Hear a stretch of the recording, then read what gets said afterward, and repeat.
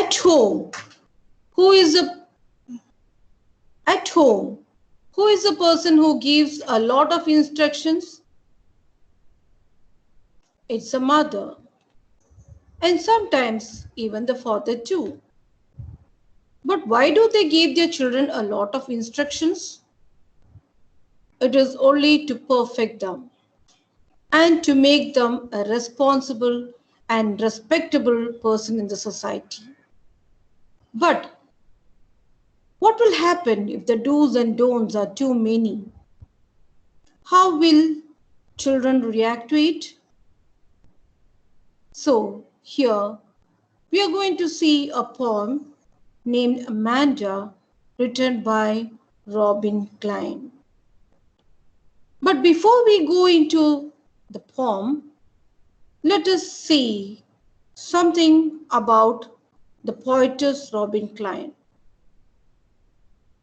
Robin Klein was born in Campsie, New South Wales in 1936. She is an Australian author of books for children. She writes children's and young adult fictions. Her first book is The Giraffe in Pepperell Street, published in 1978. Some of her works are Things, People Might Hear You, etc. Now, let us see the poem Amanda.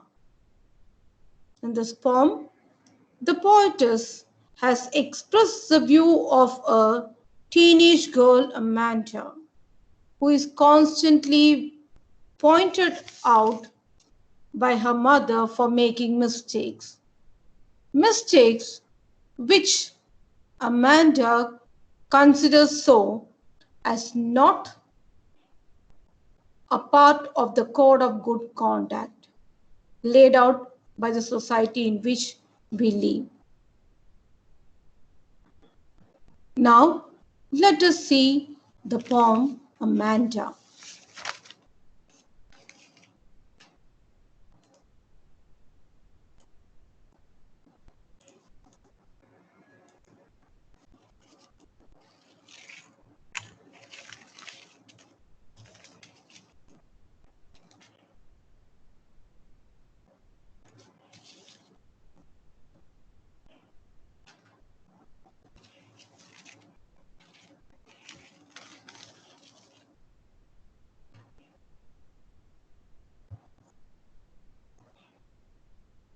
Amanda.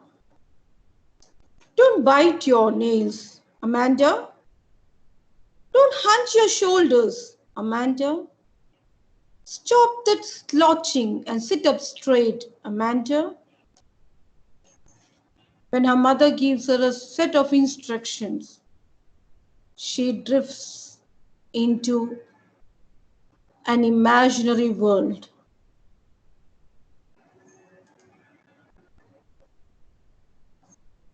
There's a languid emerald sea where the sole inhabitant is me, a mermaid drifting blissfully.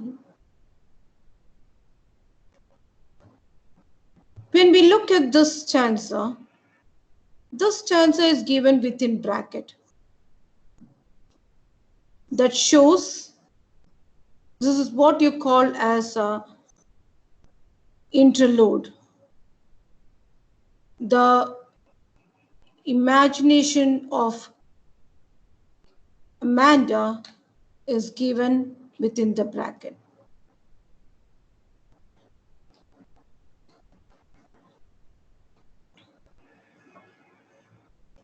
When you take the first stanza, don't bite your nails, Amanda. Don't hunch your shoulders. What do you mean by hunch? Hunch means bend, as you see in this picture. She bends herself. What do you mean by slouching? Once again, I've given the picture. Slouching, sitting in a lazy way. Here, in this in these two stanzas, the poet is describing Amanda, a little girl who is always pointed out by her mother for her mistakes, and how the little child imagines her life to be. The poetess says that the mother is pointing out Amanda for biting her nails, for hunching her shoulders, to stop slouching, and to sit up straight. Amanda, who has the habit of biting nails, bending her shoulders, sitting in a lazy way, makes the mother angry. She instructs her child to do certain things, to sit in a right posture. When a set of instructions is given to Amanda, see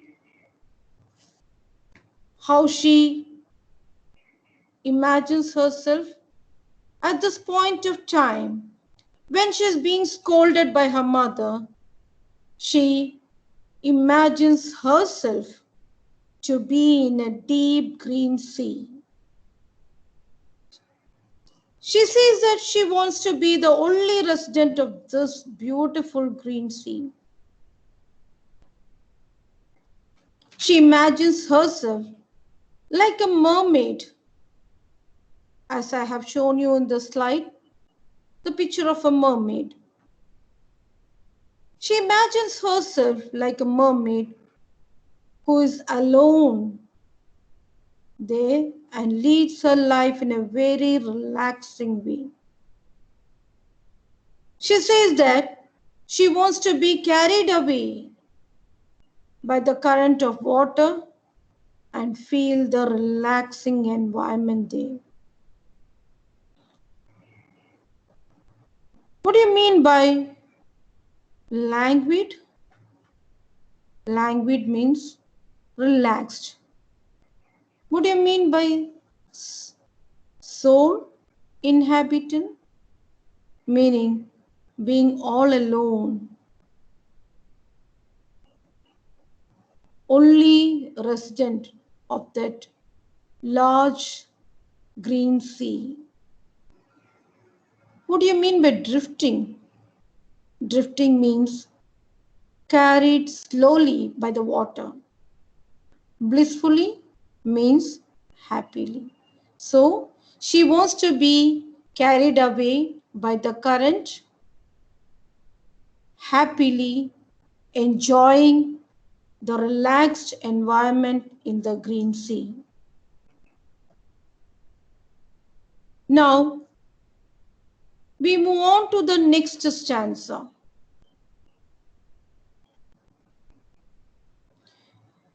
Did you finish your homework, Amanda? Did you tidy your room, Amanda? I thought I told you to clean your shoes, Amanda.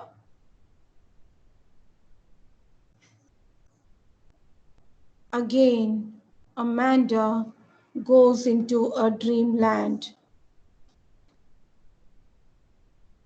She imagines herself to be an orphan. I am an orphan roaming the street. I pattern softest with my hushed bare feet. The silence is golden, the freedom is sweet.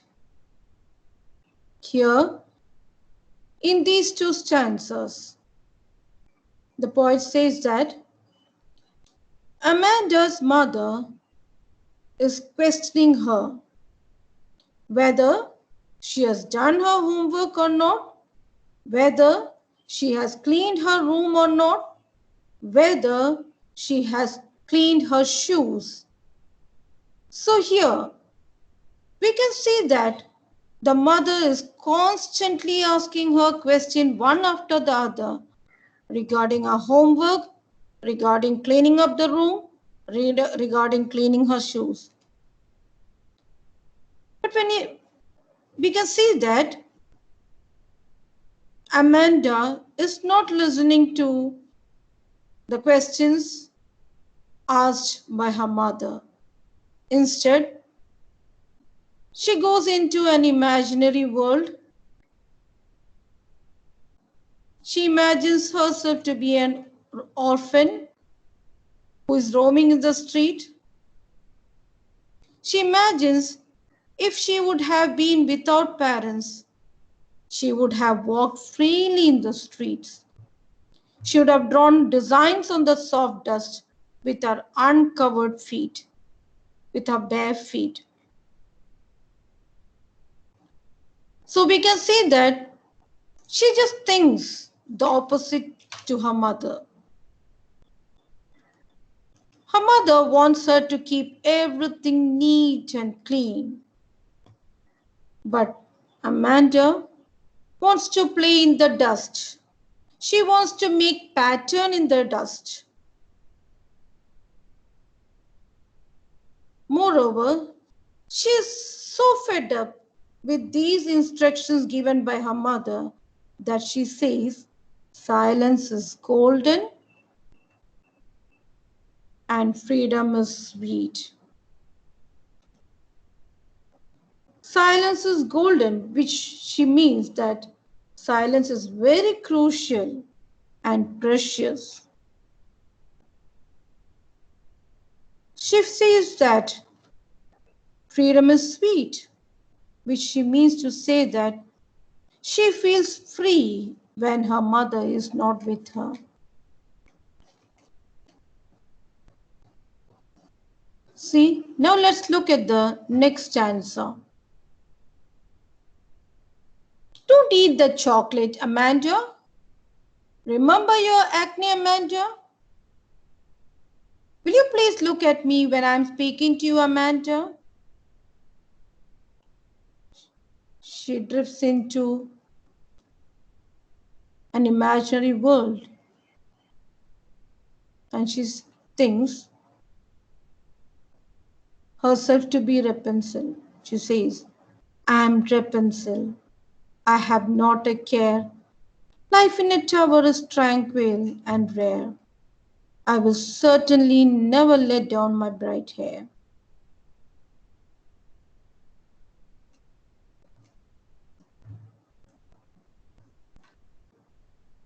What do you mean by acne here? Acne means pimples. Maybe when Amanda eats chocolates, she must be getting pimples on her face. That is why her mother instructs her not to eat chocolates. But chocolates are things which are usually liked by everyone, not only by kids, even by adults. And when we go to the next stanza, Rapunzel. Rapunzel is a fairy character.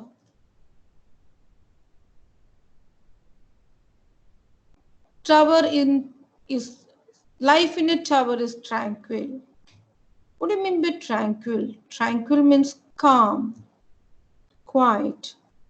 Rare means something uncommon. So she feels that life in a tower is calm and quiet and unusual. But she confirms to herself that she will never let down her bright hair.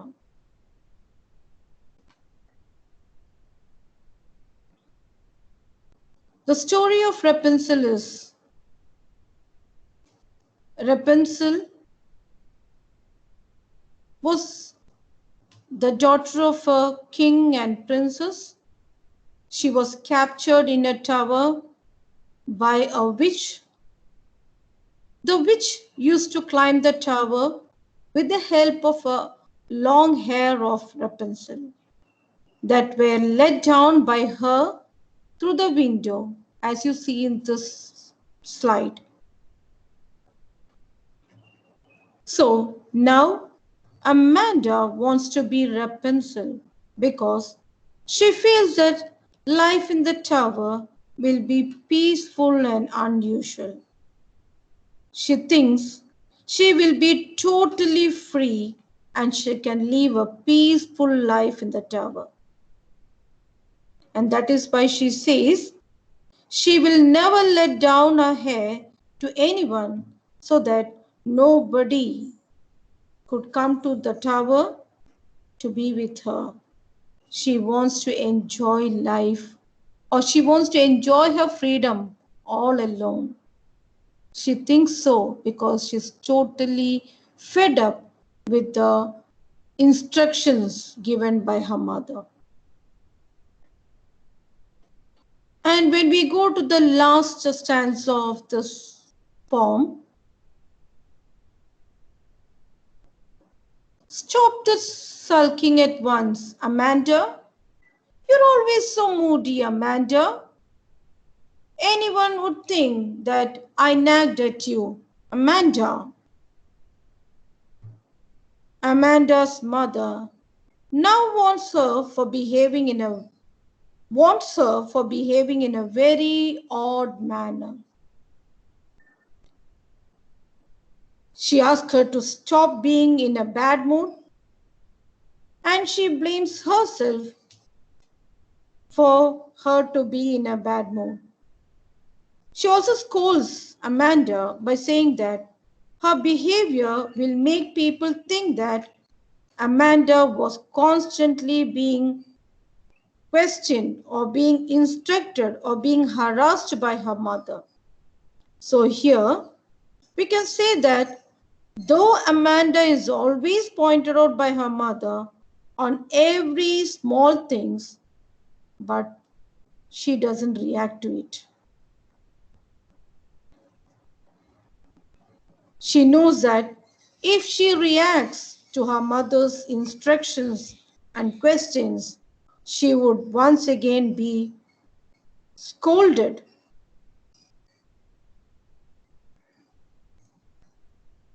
That she keeps silent. And mother says that if she behaved this way, in this way always, people would think that her mother was dominating her child so much. What do you mean by sulking? Sulking at once. Sulking means being in a bad mood. Moody?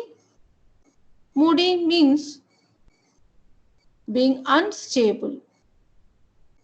Nagged means being scolded, harassed.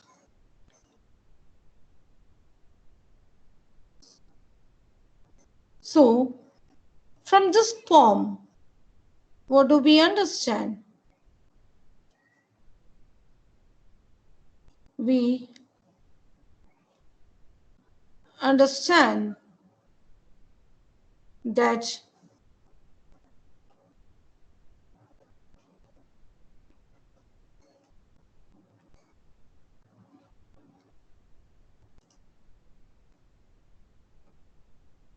the poem deals with the upbringing of a small child, Amanda.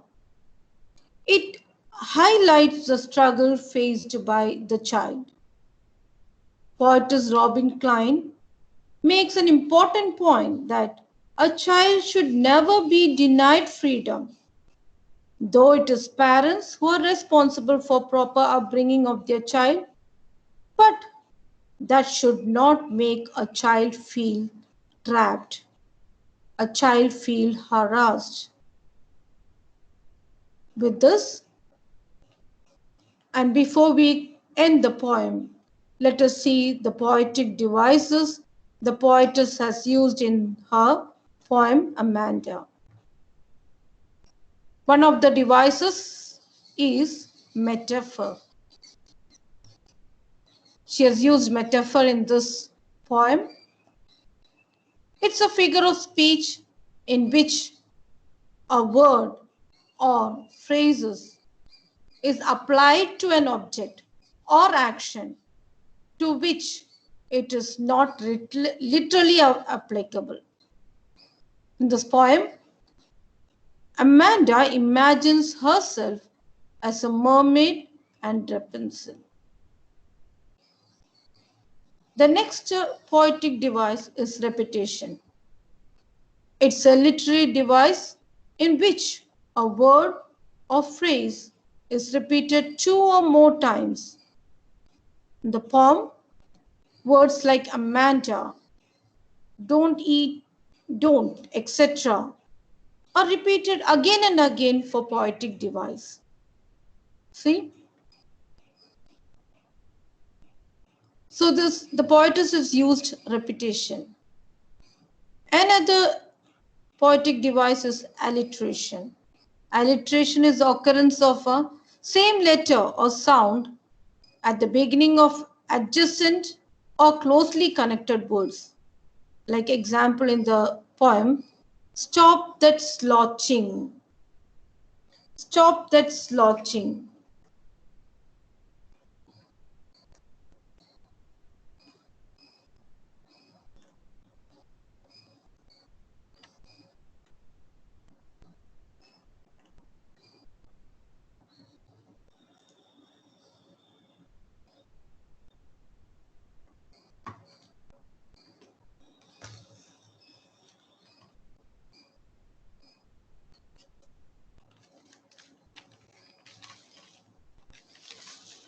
Stop that slouching and sit up straight. Stop S begins with S. Slouching begins with S. Sit begins with S. Straight begins with S. This is one line. In the same line, the letter S is being repeated 4 times. When you take another line, did you tidy your room? The letter Y is repeated twice. So this is what you call alliteration, occurrence of same letter or sound at the beginning of adjacent or closely connected words. Another poetic device the poetess is used here is allusion. It's a literary device in which the writer or speaker refers either directly or indirectly to a person, event, or thing in history, or to a work of art or literature. In this poem, Amanda imagines herself to be mythical characters like mermaid and Rapunzel. I hope the poem is understood. So let me stop. Thank you.